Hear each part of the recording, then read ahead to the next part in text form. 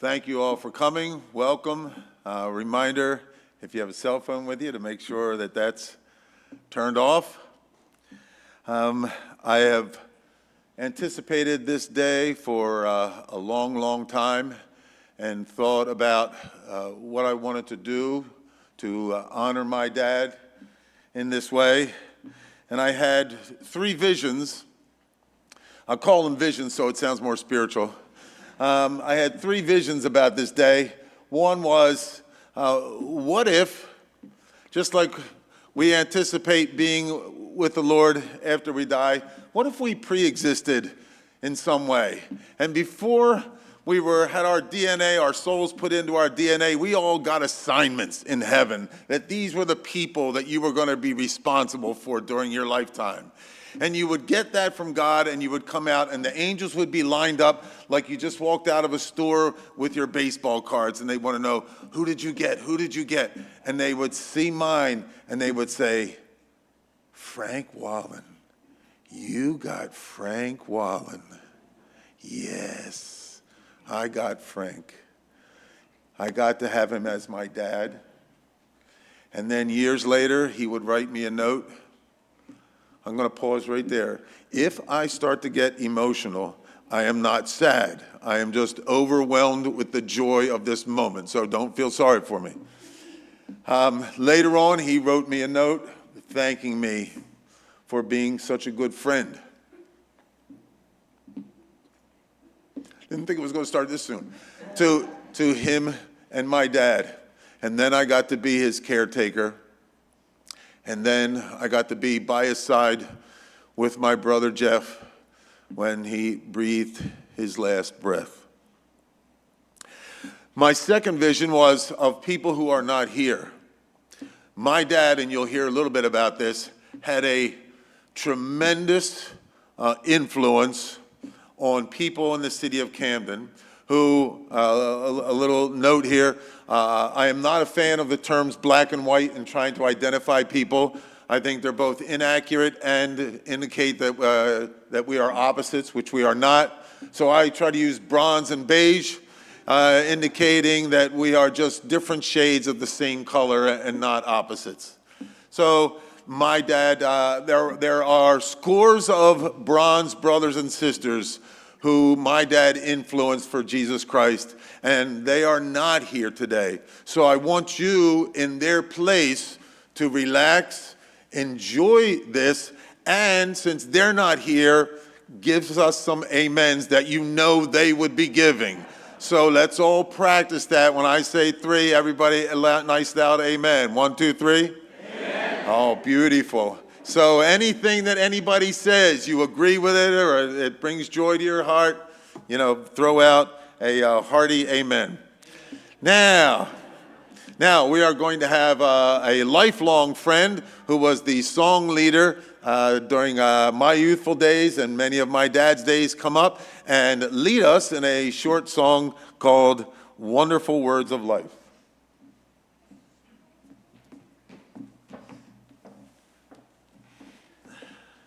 I'm glad to pinch hit. I didn't know about this till about 20 minutes ago. But you know what? Knowing Dan all my life, I knew that informality and impromptu was probably going to be, part of today, right? So we're going to sing this acapulco, or acapella. And it's been a while since I've sung this, but the words are there. You got words? Why don't we stand? Okay? Help me out here. Sing them over again to me, wonderful words of life. Let me more of their beauty see, wonderful words of life. Words of life and beauty, teach me faith and duty. Beautiful words, wonderful words. Wonderful words of life, beautiful words, wonderful words, wonderful words of life. Sweetly echo the gospel call, wonderful words of life. offer pardon and peace to all. Wonderful words of life. Jesus, only Savior, sanctify forever. Beautiful words, wonderful words, wonderful words of life. Beautiful words, wonderful words, wonderful words of life. Thank you. You may be seated.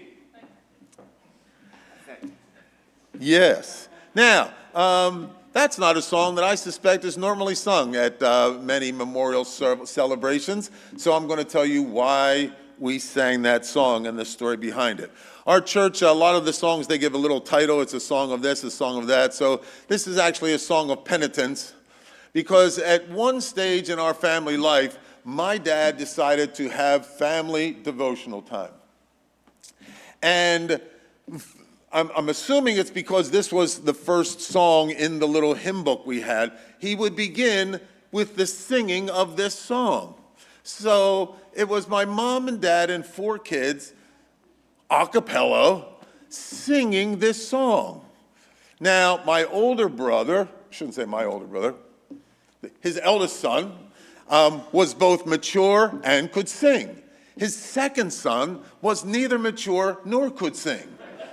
And not only was he immature, but he was very poor at controlling his emotions. And that first verse, every time it came to the word duty with a high note, this budding teenager just couldn't keep a straight face. And he would start laughing, and then he was responsible for infecting his younger brother. And once the laughter started, it was really tough to capture things again. My dad, later in life, apologized to me for not continuing the family devotional time, but I think it was his second son that was really responsible for bringing that idea to a stop, because it was the same song every week, and he never got through it. So that was from my dad. 5 people are going to come up now and share thoughts of my dad from different aspects of his life. The first one is a wonderful Christian gentleman named Al Andrews. Al worked with my dad. Al's dad worked with my dad. And as you will see, Al looks a little bit like Santa Claus. And when Al was the most faithful visitor from other than my local sons to come and see my dad in the last 6.5 years of his life. And whenever he showed up, it was like Christmas. Al, thank you for being here, and come on up and share a couple of thoughts with us.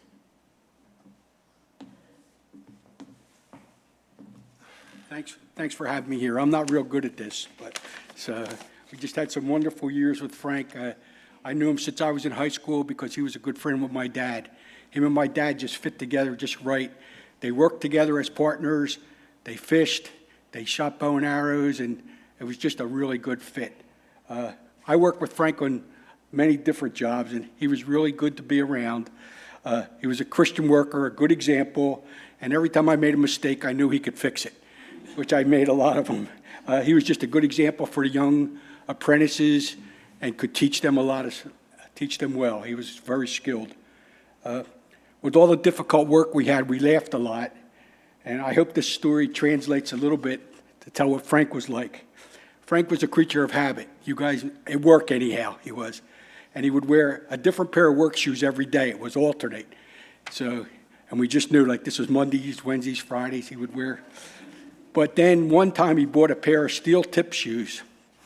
So they were different than the other ones. So whenever we were carrying something, we had to decide what day it was before we dropped it, if he had the steel tip shoes on or not. So for all my visits and stuff, it's kind of a stupid story, but we would laugh about it all the time. What shoes do you have on? I had a lot of real nice visits with Frank in the later years. The visits never got old. It was always good stuff to talk about, and you could tell God was first in his life. It just was easy to tell. I couldn't be more thankful about having Frank as a close friend. Thank you.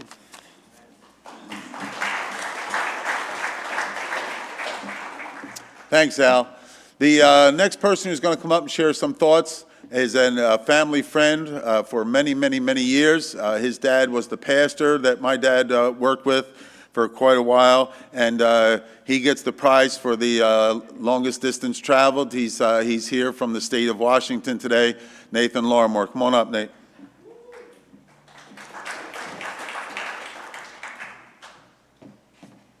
Thank you, Uncle Dan. He's been telling me for decades, you don't have to do the uncle anymore, because he's not my real uncle, but that was what we were required to do as kids. It's great. Some of you, it's been a long time, and I'm blessed to see you here, and I'm blessed to share this time with you. I want to honor Mr. Wallin, Frank. He was the guy, he was a grandpa that I never had. He raised a family of kids, but in particular, Uncle Dan, who's like an uncle I never had, and his kids who are like my brothers. And I can't thank God enough for that. He was also my first landlord. We lived upstairs at Rutterow with me and my wife, newlyweds. Taught me how to shoot. Taught me how, and of course, I mentioned that to the guys at dinner last night. They're like, shoot what? So that's a pretty cool guy. You got to narrow it down. Long gun and shotguns. One of the things I remember particularly significant about Mr. Wallin was that he carried himself with such humility, but for such a wise guy. And I think, and I even had to ask last night, beyond high school, Uncle Dan, what other education did your dad pursue? And it was kind of cool to hear some of that. But he just struck me as a guy that didn't need a cadre of professors to give him wisdom. He relied on the Lord. He relied on experience. And I just always admired that about him, a guy that carried so much wisdom, but he carried it equally with humility. And as he entered different situations, he just had this perfect, I would just say, perfect presence and calm. I remember my dad being a pastor. Pastors go through good times and rough times. And as an inside base, you're as the kid, you get to watch that. And I just remember through those times how important Frank was, and other people in this room were to my dad going through those times. I wish Dad was here. I know if he was. I know if he was, and pardon me for this, he would not let this opportunity pass by. I'm pretty sure everybody are brothers and sisters in the Lord. But Dad would want, and I want, to share with you the importance, and I think the centrality for Mr. Wallin, of who Jesus Christ is. The Lord of all. And he died for you. Died to wash you of your sin. And all you have to do is say yes. And if you say yes to him, he will cleanse you of your sin, forgive you, because he didn't just die on the cross, he rose again, and he rules and reigns today. And if that sounds weird to you, and you want to talk to somebody about it, I'll talk to you, but I'm pretty sure if you turn to anybody in this room, they would love to talk about the Lord Jesus. If Mr. Wallin was still here, he would too. So I want to just close with that, because there's no higher honor than to say the name of Christ to you all today. So thank you for this time.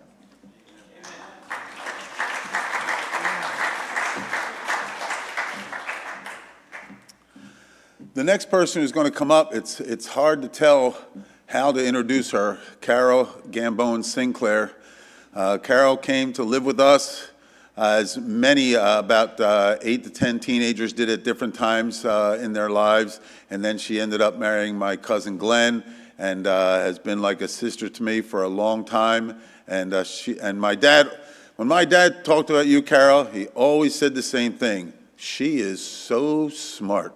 He talked about how smart you were.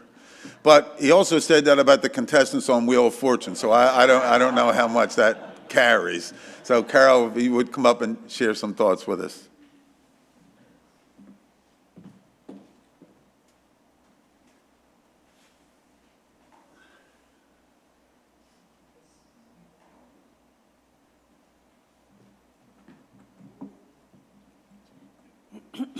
I'm Presbyterian, and I said amen 3 times. So, I don't know how smart I am. I think a lot of you know my story, that Norma Jean rescued me when I was 18, and I went to live with Norma and Frank, and married Glenn, and Frank was my father who walked me down the aisle. And he put your tuxedo on backwards, your shirt. I think so, because I wouldn't have known how to do it, so. Frank's was on backwards too. And Glenn's dad said, "Do you believe their shirts are on backwards?" So, anyway. When I went to live with Norma Jean, I had just graduated from high school. She picked me up from my high school graduation and said, "I want you to come and live with us." I was living by myself in an apartment in Camden and taking a bus to Collingswood to go to school every day to finish. So I went to live with him, and I don't think Frank even knew it. I don't think Frank really knew that I was sleeping in Cass's room. So I didn't see him a lot initially, and I used to call, when Dan asked me if I wanted to say anything, I used to think, well, what would I really say about Frank? I would say that he was the silent minority, but was he really the silent majority? Because he welcomed anybody who came into the house. He might have been too busy and going to work, but he still welcomed people. And Norma Jean would always tell me what he had to say. He wanted me to go work at Dewey's in Philly or something else that Frank said. And I remember saying a couple of times, "Who is Frank, really?" So, but on the day that, and before I say that, when I was preparing to get married, I moved in there in June, and we got married in October of '67. And when I would see Frank, really see him, was on Sundays when we went to church together, and we would go to the Camden Rescue Mission. Did you go down there too? Not very often, no. And I worked alongside him. His face lit up. He was animated. He was engaged with all the kids, and he taught me how to teach children, how to counsel them one-on-one, and then he would drive back. We'd drive back home, and he'd be as quiet as when we got in the car. But when we were in Camden Rescue Mission, he taught me so much. And then on the day I got married, we were in the back of the church. I was in my white gown, and I had my hand in his arm. And he patted my arm, and he said, "You're going to do okay." And that meant so much, because he was the earthly father that I never had. So, come on.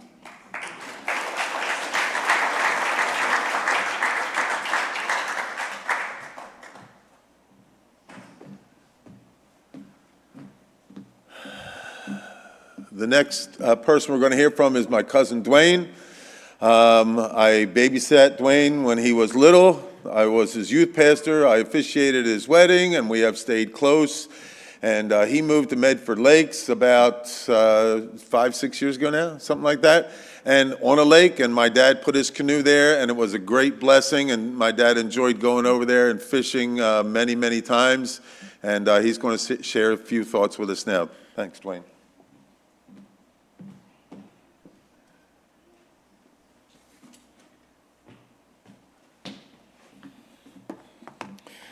Oh, I had to write mine down.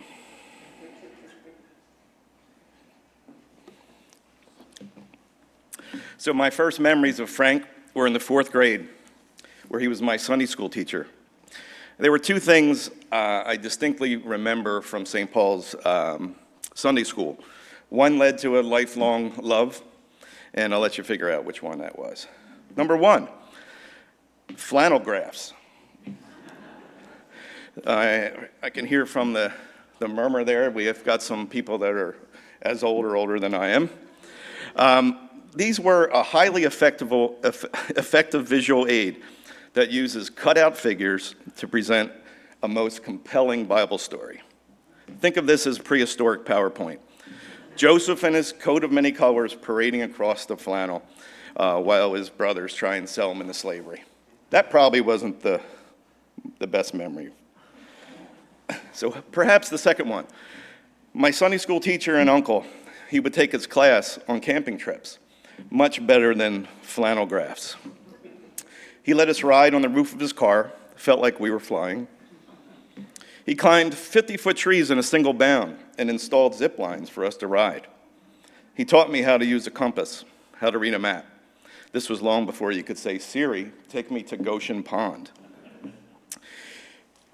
He taught me how to start and put out a fire. He taught me physics.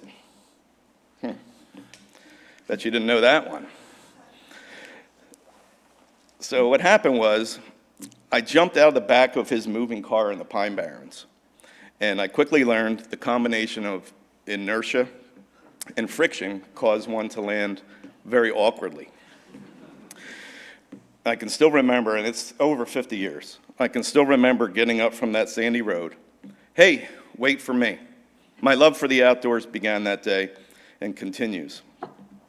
Whether he was teaching Sunday school, working at the rescue mission, or turning Grossman's Lumberyard into a new church, Uncle Frank had a desire, strong desire, for others to hear what Jesus can do for them. Camping and doing things with kids was just another great way for him to demonstrate Christ's love. I've heard it said before that the more grateful the heart, the less anxious the soul. I think we all know that Frank was an expert at being thankful and really expressing his gratitude. Could be a phone call, handwritten note, or even a small Leatherman that he might give somebody.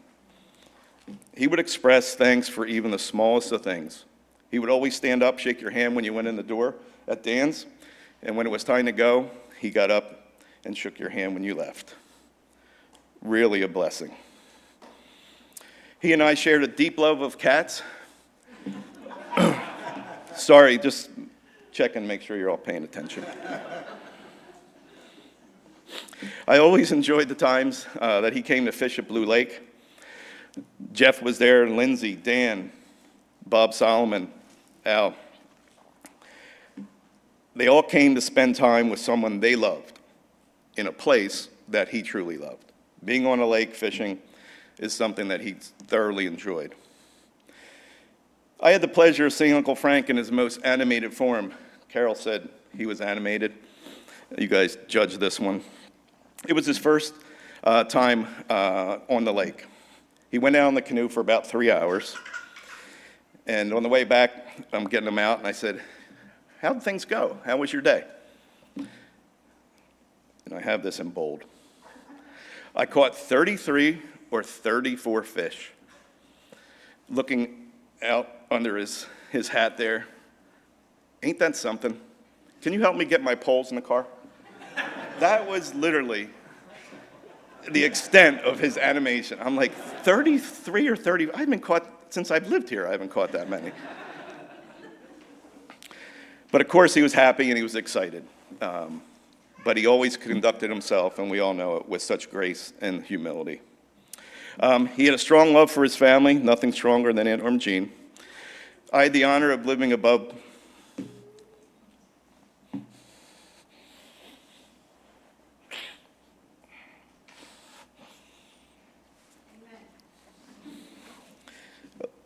both of them for a while. And I heard and saw firsthand how much he loved her.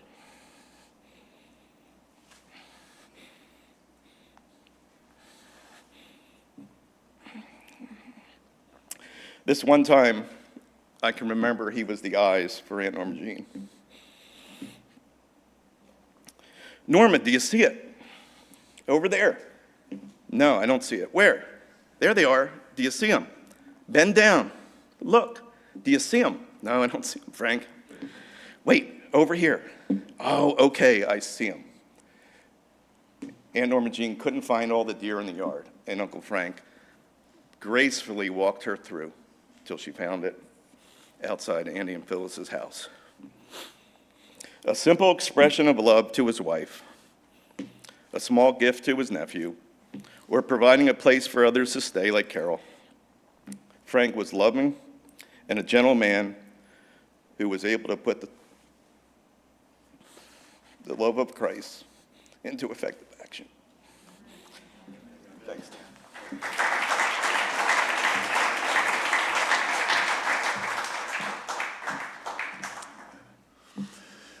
The next person who's going to come up is my second son, Jason.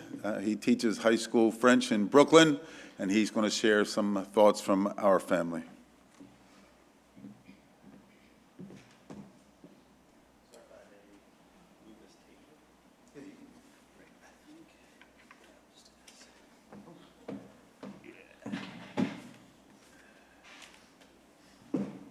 setup here.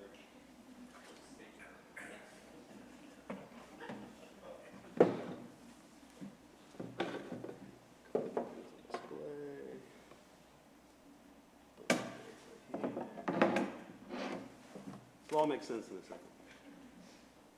Some of it will probably make sense right away.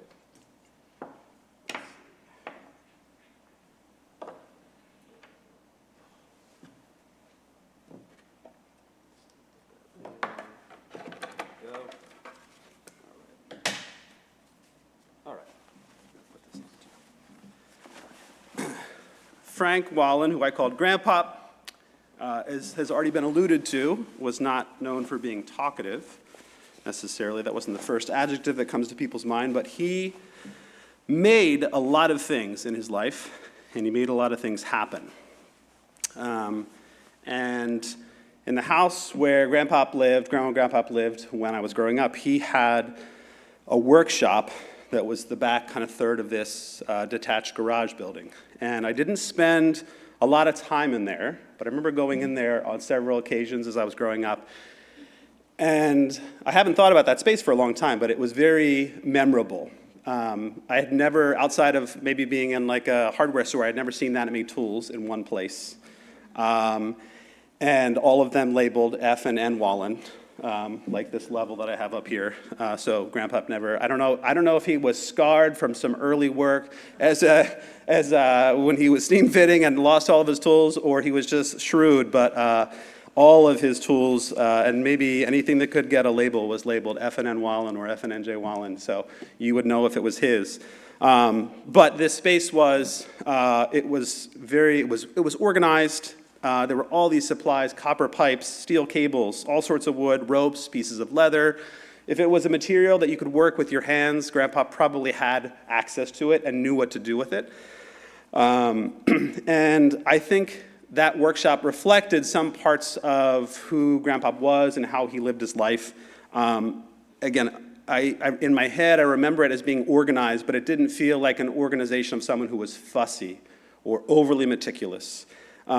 His tools and the space were well used, but they were also well cared for. So this was a space where this was something that you worked with. Sometimes you get tools and they just sit.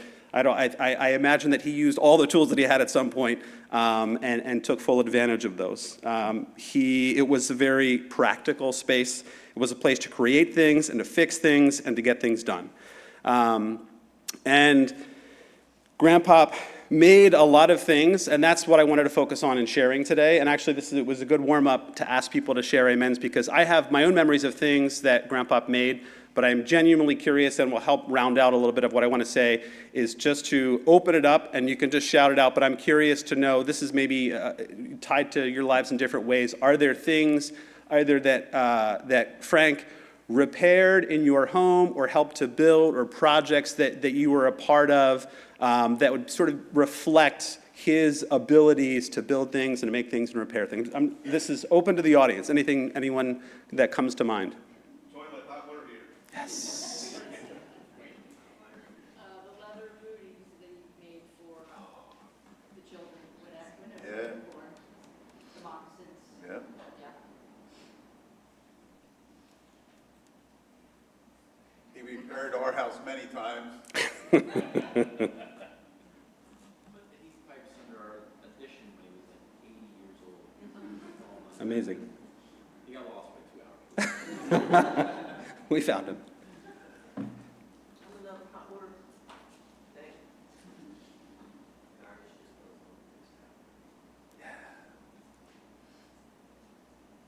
assuming you taught Uncle Jeff everything he knows. Yeah, so if Uncle Jeff helped you with it, you could probably think, yeah, that's kind of following in Grandpa's footsteps.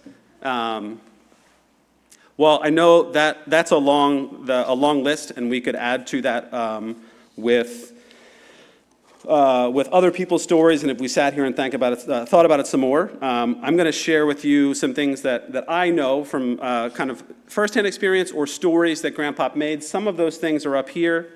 One of them I want to make sure I grab is this one is something that maybe a lot of you haven't seen, because I think this was made maybe once he moved to Springfield, and you'll see why in a second. So This is the list that I came up with. He made nameplates for me and my brothers, cursive letters in looping copper wire. He made a stitched leather case for fun, which also happened to be the right size for my flip phone 15 years ago. Thank you, Grandpa. He made a copy of knot tying directions for a grandson who was curious about tying knots. I asked him about that, and 3 months later, that letter showed up at my house, and he said, I finally found that book I was looking for, and here it is, and he wrote a little note on it and sent it to me. He made great fashion choices for himself, with a lot of input from LL Bean. This is Grandpop's. He made a wooden lid for his coffee cup to replace the plastic one he thought he'd lost. He made a zip line for all the kids to ride across the yard or the Pine Barrens. He made a toolbox for some newlyweds to help with all their projects. He made a walking stick for himself, complete with a, I gotta do this carefully, Bowie knife on the tip for added security in the suburbs of Springfield. Can't be too careful out there. There's dogs. And cats. This is more for the... He made a wooden bird and a cross, whittled for no one in particular, reminders of things that he loved. He made homemade bread for his kids when they asked him for it. He made homemade pizza for his grandkids, with support from Chef Boyardee. He made so many trips for so many kids to experience nature. Maybe not as many people know about this, but he made time to write, daily routines, ordinary prayers. He made up his mind to follow Jesus because he was the only good way to go, and still is. He made a plan for the church to transform an old building. He made a home with Norma Jean for their kids and other kids too. He made time for people because in the end, that's all there is. He made the most of what was given, of what he was given, a good and faithful servant. He made commitments to good things, and those commitments made him who he was. He made it 93 years, and then he made his way home. Those are some of the things that Grandpa made. Thank you.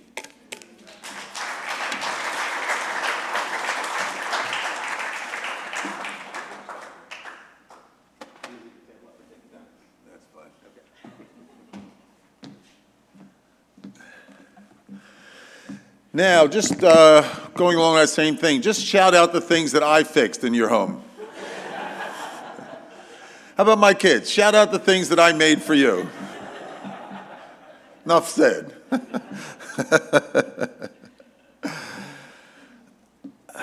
One of the things I forgot to say in the beginning, I want to mention now. There has been something that's been said to me many times in the last 2 months, and that is, I'm sorry for your loss. And I've been very uncomfortable with that phrase because I don't look at it that way at all. And I want to say to you who are here, I'm sorry for your loss. Because some people never knew their dad. Some people, their dad died, like my dad, when they were young children and they have very little or no memory of them. Some people died, their dad died when they were in the prime of life and didn't have time to spend with them. Some weren't able to be there with them in their last days. Many did not have the privilege of being able to care for them and to sit and listen to their stories. And many didn't have the privilege of being there when they breathed their last breath. And I'm sorry for those who didn't take the advantage of the opportunity to come and see my dad. And for those who have missed this opportunity to celebrate his life. I'm sorry for their losses because I don't see myself as having any. I had all those. I had the best of all of them.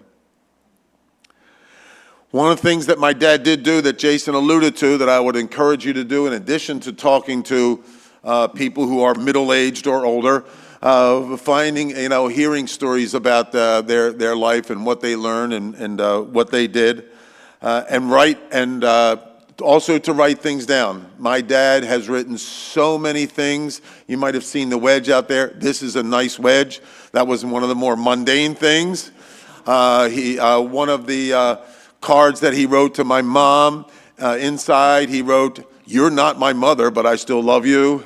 But he wrote a lot of very deep and insightful things in calendars and in columns of books and on scraps of paper, on the backs of cards, just everywhere. Even his 2025 calendar book, earlier this year, he wrote a note to himself, "I need to get on the ball and get my act together." So when we look at pictures, we see an image that we remember, but when you read their words, it adds so much to the story. And that's the story I want to tell now.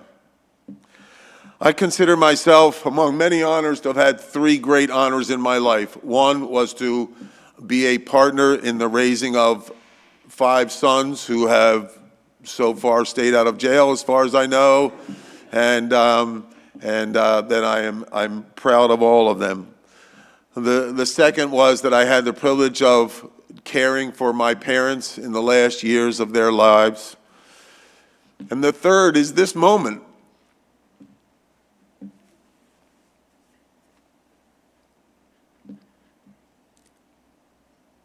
I cannot tell you how many times I've thought of this day and this hour and this moment that I wanted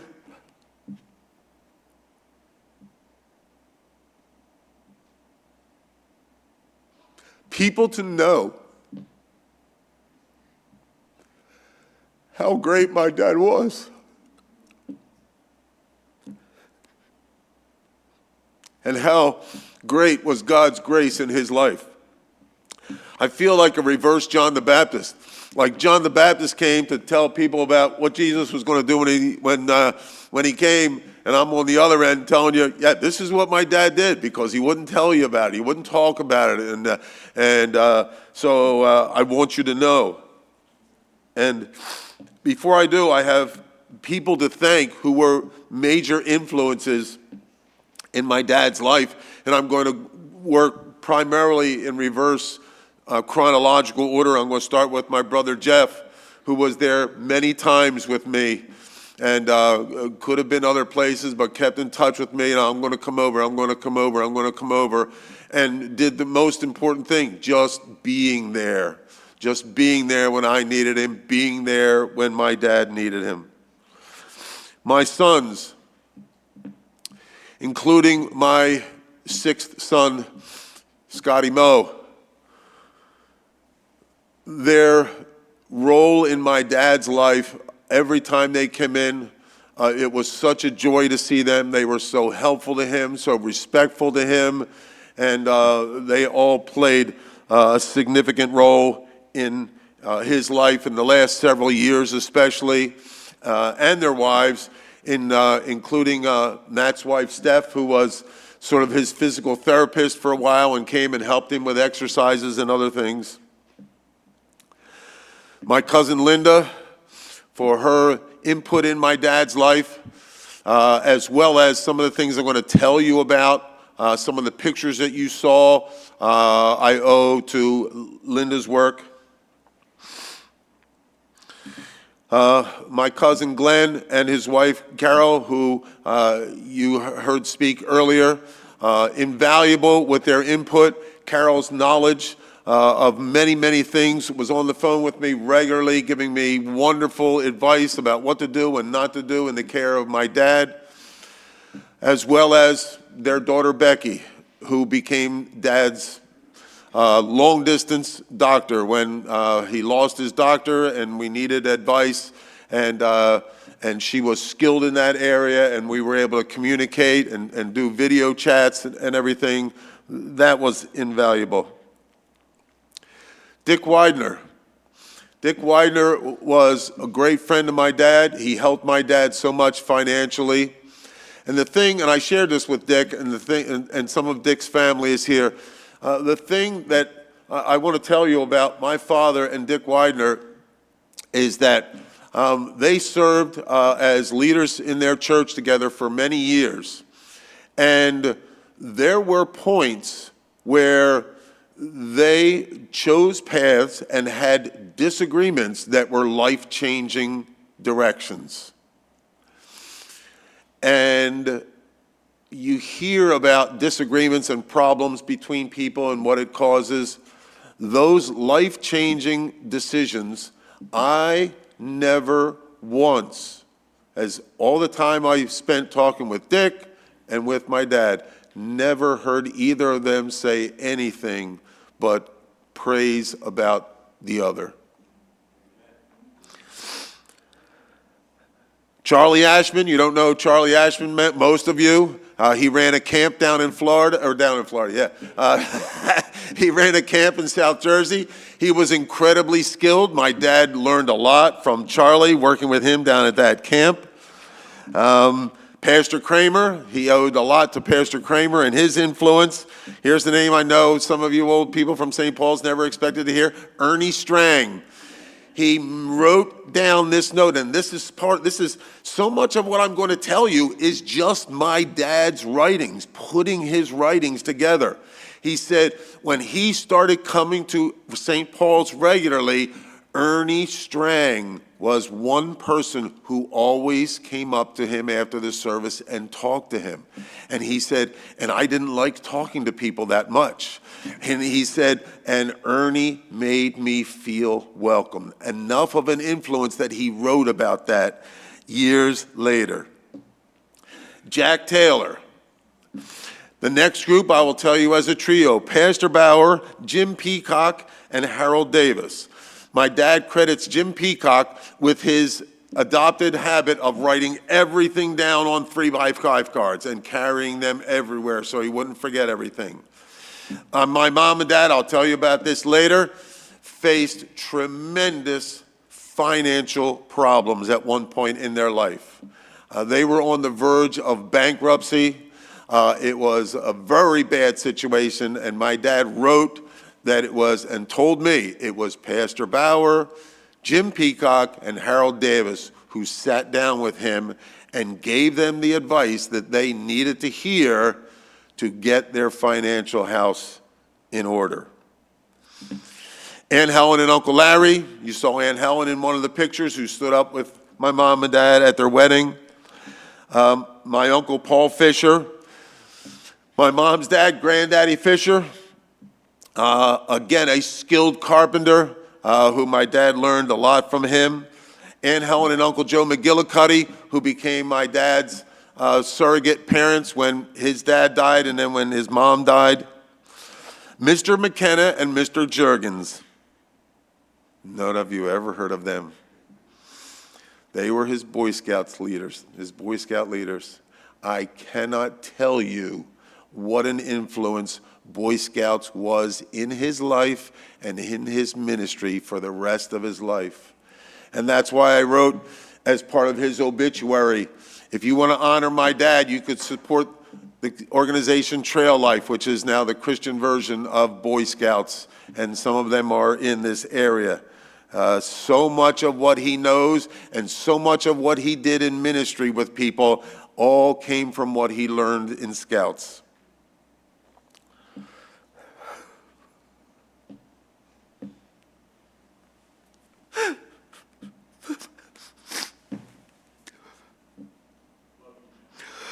The last three to mention, the first group,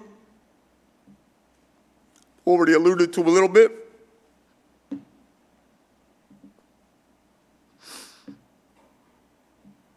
My son John and his boys, Cal and Archer, were over all the time. John and his wife Sam done such a wonderful job raising those boys. They would come in the house, and every time it was like my dad was the godfather, right over to his chair. Hi, Grandpop. Hi, Grandpop. Good to see you, Grandpop. And then they would do little boy wrestling on the floor, and Grandpa would get a kick out of watching that and telling stories. And John would come over and spend time with him and listen to him and ask good questions. And then even till the very last days of his life, they read to him, they fed him, they did everything.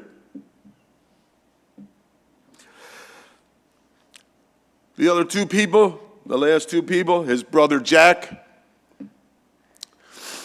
He talked about his brother Jack, wrote about his brother Jack. He never, when he talked to me, he didn't call him Uncle Jack, even though that's how I knew him. He didn't call him Jack. He always called him my brother Jack. And you'll understand why when I tell his story. Jack was 4 years older than my dad. Was very, very smart. The school, he went to Merchville High School. They wanted him to skip a grade. He was that smart. My dad liked telling the story about how Jack took a math exam and scored the highest that anybody had ever scored in the history of the school. He built things, he made things, and he helped my dad with all that kind of stuff when he was a kid as well. And then his mom. I'll tell you more about his mom later, but nobody influenced my dad more than his mom. When I think about what scriptures to use in talking about my dad, I thought about the words of Micah. He has shown you, O man, what is good. What does the Lord require of you? Do justly, love kindness, walk humbly. Does that describe my dad? Amen. I thought about Paul's words in describing what we should be like when the Spirit of God is in us, what fruit should be seen: love, joy, peace, patience, kindness, goodness, faithfulness, gentleness, self-control. For those of you who knew him, was there any of those that you did not see in my dad? Nope, they were all there, plain to see. I thought about Paul's words, where sin abounded, grace abounded even more, and you'll hear about that when I get to his story. Well, when we talk about sin, I want people to understand that we're not to be caught up in this idea that so many have of little individual sins here and there, what's bad, what's not bad. I was impressed with the Irish, this is one of my references to Irishmen here, Robbie, to the Irish writer George MacDonald. And his is his explanation of sin. I am my own. I am the center and object of my thoughts. My wants and needs are the chief care and ambition of my life.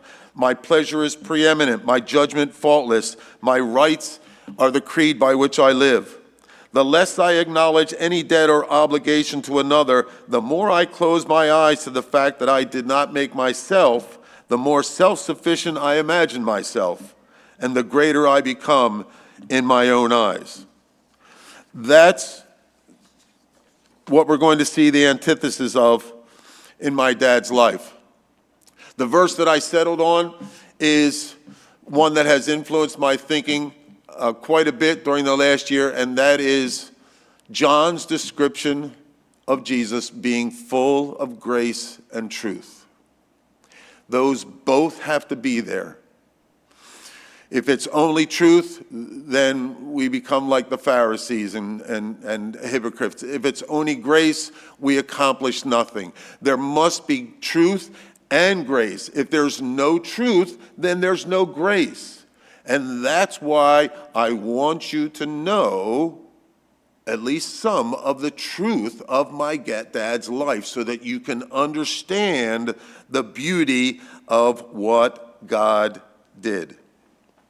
I think about truth like the ocean, that it's scary, it feels uncomfortable sometimes on your feet when you walk in, or it's cold or whatever, but once you get in, if you're willing to dive into it, that's where the beauty is, that's where the power is. And too often, we just want to feel comfortable sitting in the 6 inches of tide pool, splashing ourselves with warm water to make ourselves feel good. And the truth sometimes doesn't sound good and doesn't feel good, but it needs to be told. And I want to tell you some of the truth about my dad. I'm not going to tell you the whole truth. There's much that you wouldn't understand or that wouldn't serve a purpose here, but I'm going to tell you the parts that I believe with all my heart. My mom would want me to tell you. My dad would want me to tell you. The Lord wants me to tell you. And I discussed all this with Mary Evans, for those of you who know Mary, a sweet, dedicated bronze sister who came to our church many years ago and told this story many times. She said, I felt the racism there, I heard the racism there, and I wasn't going to come back. But your mom put her arm around me and said, let's go get some coffee. And your mom showed me and taught me what it was like to be a Christian and to be a follower of Jesus. And Mary is 76 and still today doing the same things for younger women that my mom did for her. Yesterday, I ran into one of my neighbors. I hadn't seen him in a long time, and I didn't recognize him. And then he told me who he was, and I was stunned. Now, if all of you met this young man, you would think, oh, he's a nice guy, not much to him. But because of what I knew about him, that's what made it stunning. This young man, who is now in his late 20s, had lost over 150 pounds. He said, Mr. Wallin, he said, I weigh less than I did when I was in your class in 8th grade. And we talked about what he did and the sacrifices that he went through. But if you didn't know that part, you wouldn't know how amazing it was what he did. And I thought about that when I thought about what I'm going to say. Some of this I owe to my cousin Linda. Some of this I owe to my cousin Joe, who recorded many things about my dad in some volumes and his family. But most of what I'm going to say is my dad's own words that was either spoken to me or written down. If I was to give a title to this, if I asked my dad to give a title, he would call it A Messed Up Life, because that's the phrase he used most of the time. I messed up here, I messed up there, I was messing up there, but it's really faithfulness is one of the words that comes to my mind. So let me start his story. It begins in the summer of 1918 in South Philadelphia. Bronze-skinned people were moving from the south up to the north, and they were moving into neighborhoods where they were not welcomed. And in that summer, there were riots, there were fights going on. 5 people died. Even if you reached out to help someone whose skin color was different from you, you risked being criticized, ostracized, looked down upon. And there was a bronze-skinned man laying in the street. He had been beaten up, and he was calling for help, and only one person walked out their door to help this man. And that was a 22-year-old young lady who was still living at home, my grandma. And she went out, she gave him something to eat, something to drink, and did that more than once. She did not accept the popular social attitudes of her day. Where she worked, she was a supervisor at one point later on, and she took young women who were bronze-skinned women who were at the lowest level. She stayed after work to teach them skills so that they could better themselves, and she was criticized for that also. The other question that's interesting is, why was she home? Why was she still at home in the home that she grew up? She was 22 years old. She was past the average age for being married at that time. The reason she was home was because her mother was severely diabetic. Her father was an alcoholic who rarely worked. And she felt the responsibility to stay home because she was the only one who could care for her parents. She not only stayed home to take care of them, but there was a young man around that time who was in love with her, and she was in love with him. And that man asked my grandmom to marry him. And my grandmom, even though she loved him, said, "No, I cannot marry you because I cannot leave my mom and dad. They need me." So she turned that opportunity to be married down, and then years later, she met and married Joseph Francis Wallin when she was 30 years old. 1 year later, Jack was born. 4 years later, Francis Walter Wallin, nobody ever called him Francis, was born in 1931. Now, when you think about that, you will hear people today say, "Oh, I can't bring somebody into this world with everything that's going on." This was smack in the middle of World War I, World War II, the height of the Depression, and that's when little Frankie came into the world. He was born at a private hospital right at the foot of the Ben Franklin Bridge. The building's no longer there. At age 2, they moved from South Philly to Pennsauken on 46th Street, in a house that my dad affectionately just refers to as 2414. They had milk delivered, ice delivered, and bread delivered by horse and wagon. They had the first bathtub in the neighborhood, and some of their friends would come and use it on Saturday night. They got their first console radio in 1938.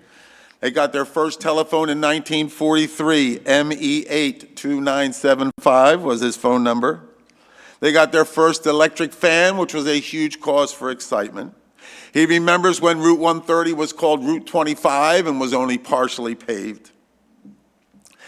He remembers during the Depression, hobos showing up at their house because they didn't live far from the railroad tracks. And they came to his house because word had spread that this was a person who would give you something to eat. When their milk and eggs and bread were delivered, you had to bring it in quickly because there were squatters living on Route 130 who would walk by and steal your food. He had a friend named Smokey in 4th grade who rode his horse to school, at least on one occasion. His nickname was Smokey because in 4th grade he smoked cigarettes all the time. My dad turned 5 in November of 1936.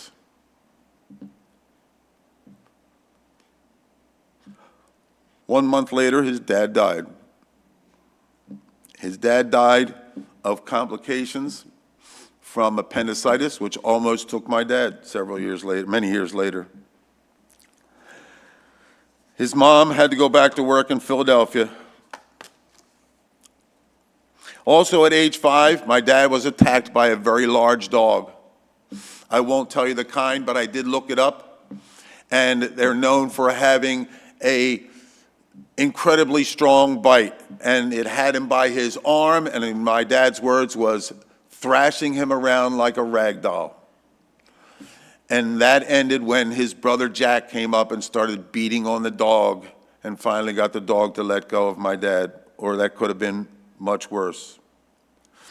When he and his brother Jack were young, his Uncle Joe, who had polio, they took blood from him and injected it into my dad and Uncle Jack as a type of inoculation against polio.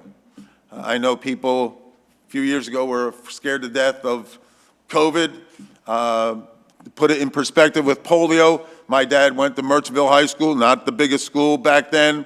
5 classmates, 2 died, 3 were paralyzed from polio just in his class. His manhood was, they used inkwells in 3rd grade. They were still using inkwells. They did away with them and went to pencils in 4th grade because kids kept flicking the ink at each other. When he was 10, he passed his manhood test by going up on the bridge on 45th Street and laying down next to the railroad track as the train sped by. Had to do that, he said. They would get their shoes at Sapiro Shoes in Camden, where to figure out your shoe size, they would x-ray your feet. Every time you went to get your shoes, they would x-ray your feet. During World War II, his mom made horse meat stew. He hated it. He went to the Walt Whitman Theater when he was 11 to see Frankenstein Meets the Wolfman. He wasn't 12 yet, so he needed a note from his mother or they would not let you in the theater. Many did not let their kids go. He remembers some people screaming and some people running out of the theater. When he was 12, he had a dream that the house was on fire, and he woke up in the dream, and he went over to the window, and he was going to jump out the second-story window. And Uncle Jack saved him again. When he was 13, his brother Jack left for the Army, and my dad got Uncle Jack's bed. Up until that time, up until 13 years old, he slept on a cot in the hallway every night because his mom not only was taking care of him and his brother, but still had her alcoholic father, another brother, 2 nieces, all living in the house that she was taking care of while she was working full time, and there wasn't enough room for my dad to have a room. When he was 14, he was shoveling snow, and he stopped in the middle of the snowstorm and looked up, and he said, God, if you're real, help me to understand and know who you are. He was at Boy Scout camp. He was scheduled to receive a very prestigious award called the Order of the Arrow when his aunt and his mom showed up and said, you have to come home, because his mom missed him too much with his brother off at war. When he was 15, he worked at a soda fountain on Maple Avenue, right near Wellwood Park. He had a friend who had a car but no money. So they started siphoning gas. Somebody called the police. The cops showed up. The guy couldn't see the siphoning thing, so they're just talking to him. He's in his car, and they said, oh, we're just hanging out. All right, well, move along. And they said, okay, we will. And the cop left, and he never even saw them that they were siphoning the gas, and they got away with that one. When he was 17, he bought his first car. It was a 36 Dodge. It had no passenger windows, no way to put windows in it, so it had cardboard for the rear windows.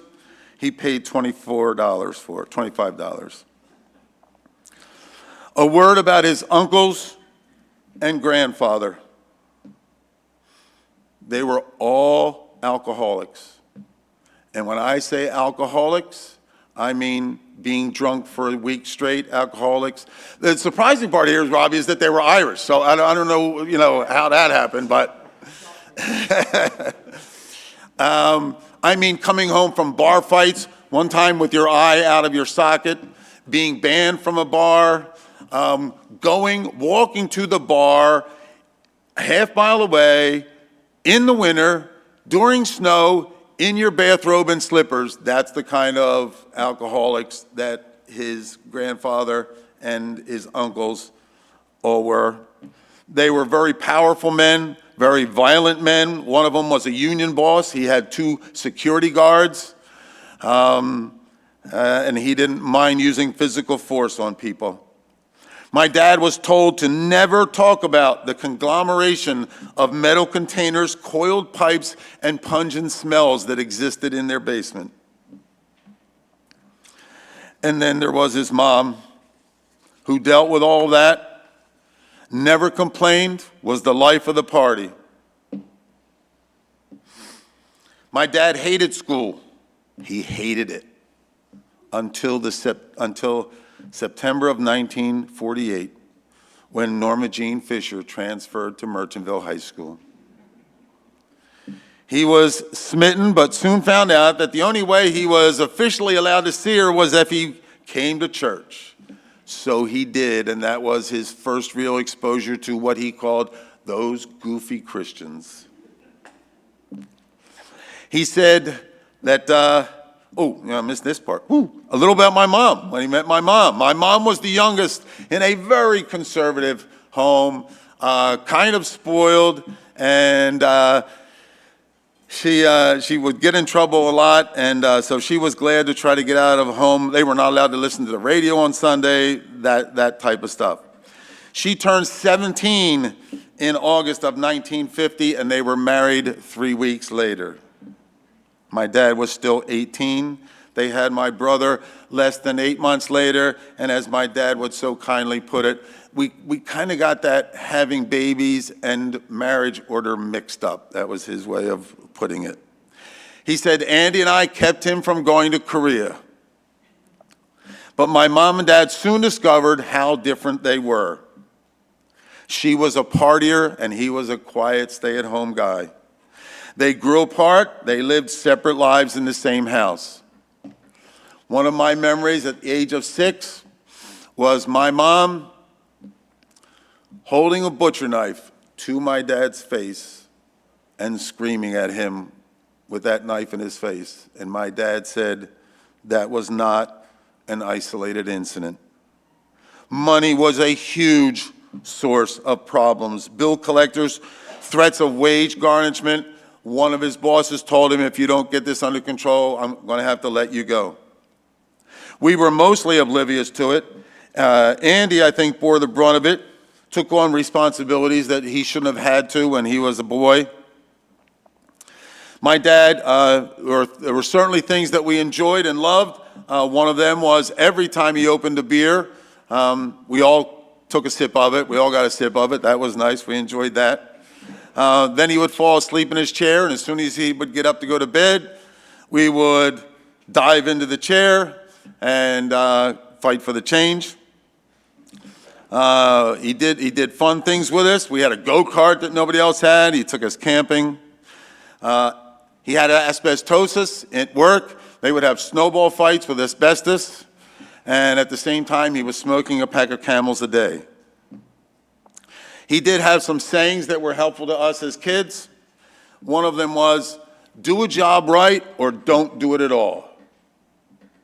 And as a lazy teenager, I would ask myself, is that a choice? Is he giving me a choice here? I don't. And then he would say, if we did something wrong, what if everybody did that? And then his favorite one later on, which he got from work when we were down or discouraged, he would cheer us up by saying, well, it's better than having a lit cigar shoved up your nose. And that was true. Things spiraled downward until one day in 1964. And had my dad died before that day, people would have said, oh, he was a good guy, he was a nice guy, he took care of his family. But my dad knew better. He was, in his words, messing up. He was just doing what he wanted to do. He would camp, he would fish, he would hunt, he would do whatever, but he knew he was wrong in the whole direction of his life. And I think he thought back about his mom. He thought about the men that he saw from time to time at church and how they were living their lives. He thought about the message of the gospel that he had heard at church. And in a quiet moment, he experienced repentance and conversion. And it's one of the few people, just like Jesus talking to his disciples, follow me. And they dropped their nets and followed him. And my dad dropped everything and followed him. His conversion story, there was no crying, no announcement, nothing, just very similar to C.S. Lewis. He and C.S. Lewis's lives kind of intertwined in a few ways, and that's one of them. And once he did that, he stopped smoking. He stopped drinking. Now, when I say he stopped drinking, again, these are my own words, or my dad's own words. He said to me on more than one occasion, he said, I am an alcoholic. And that is not a criticism of my dad. Those are my dad's own words. And he said, and even after I became a follower of Christ, which is a phrase, by the way, that I choose to use, like Pastor Aaron said on Sunday, you say Christian, you say believer, blah, blah, blah. It doesn't mean a lot to a lot of people. So to identify who my dad was, he was a follower of Jesus, and he stopped drinking. And interestingly enough, the desire to use alcohol to make himself feel better, he said, never left him. Even in the days when he was supervising building the church and he had aggravation and problems and everything, he would go home and that thought would be there, but he never gave in. He changed his attitude and language towards certain people that I observed. He had a house down the shore. He loved the shore. He sold the house. He had a boat. He loved being on the boat and fishing. He sold the boat. Why? Not because it was wrong to own a house at the shore or to own a boat, because he did not want anything to detract him from his time to serve God. He started going to church regularly. He drove the bus. He taught Sunday school. He did manual labor, fixing many things. He became an elder. He went to night school. He got a degree through night school at Philadelphia College of Bible. He got a degree from Moody Bible Institute, all while raising his family. And then he started going down to the mission in Camden. In the morning, driving the bus, teaching, church stuff, and then church stuff again. You want the afternoon off? Not my dad. Lunch, right down to the mission. And not only that, big time block his whole afternoon. It wasn't just go there and do it. Those kids, he took them camping. He took them fishing. He took them hiking. Kids who had never been outside of the city of Camden. He was in homes where he was the first and only beige brother to ever set foot in that home. He had people say to him, no one has ever taken my child anywhere. They came to our house. Jeff and I played football with them in the side yard. They stayed overnight sometimes.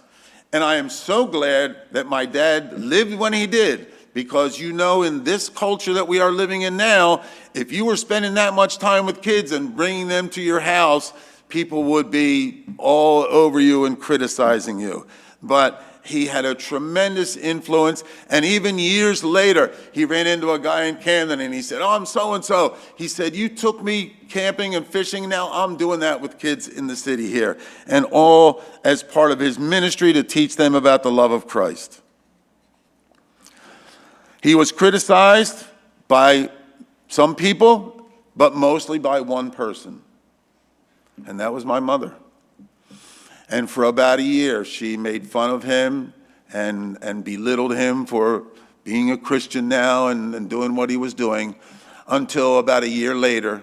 And then at a Jack Van Impe meeting at the Cherry Hill Arena, Ernie Trebbing, for those of you who know Ernie, told me this story many times.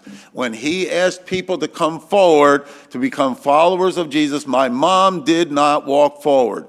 She ran forward, sobbing. And that was the last piece of the puzzle that saved our family and that turned everything around. They became partners in serving God. She supported him, followed his leadership, used their home for other people, used her gifts and abilities to enjoy life by reaching out to so many people. And they still faced many challenges, but my dad never wavered. He was once offered an opportunity to be an assistant pastor at a church in Wildwood. My mom said, no way, I'm not moving to Wildwood. And I was glad he listened to her at that time. And then in his final days, every person who came to see him, the hospice people, they were always so blessed. He smiled at them. He asked them how they were doing before they even asked him. One day in his final weeks, I just sat down next to him and I said, Dad, this is the day that the Lord has made. And then he went, we will rejoice and be glad in it, and smiled. And then Jeff and I were by his side when he took his last breath. And then this is the final vision of the three visions. My dad and I are in a canoe. We're crossing Sign Lake. And it was different already because my dad was in the front and I was in the back. It was always my dad in the back because the person in the back had the power and the steering of the direction, and my dad was not paddling. And there's a little tiny beach on the opposite side of Cabin 10 where we stayed. And as we got closer and closer to that beach, there was my mom sitting in her little low chair that she liked to sit on the beach with her feet in the water. And as we got closer, I said to myself, how's he going to get out of the canoe? And I could feel the sand start to rub across the bottom of the canoe. And as the sand rubbed along the canoe bottom and we pulled up onto the beach,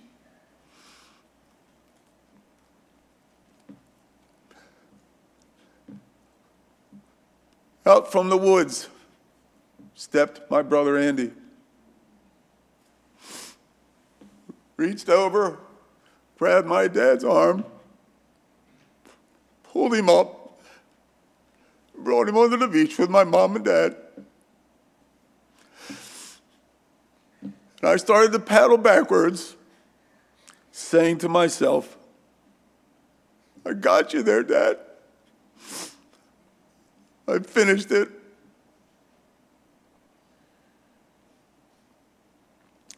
We're going to close with a song, and once this song is finished, you're all invited to go over and enjoy the food that we have and share stories with each other about my dad, ask me more questions, whatever you want to do. I'm not going to sing this song. You're not going to sing this song because I don't like having people sing songs of commitment that maybe they don't believe. So I'm going to have somebody sing the song who could not be here today. And at the conclusion of the song, the service is over, and you are free to just stand up and walk away. There will be nothing else said. These words will be the last words. The song is, I have decided to follow Jesus. And this is just going to be the first verse, because that is the song and that's the truth that turned my dad's life around, turned our family around, and influenced scores and scores of people for the Lord.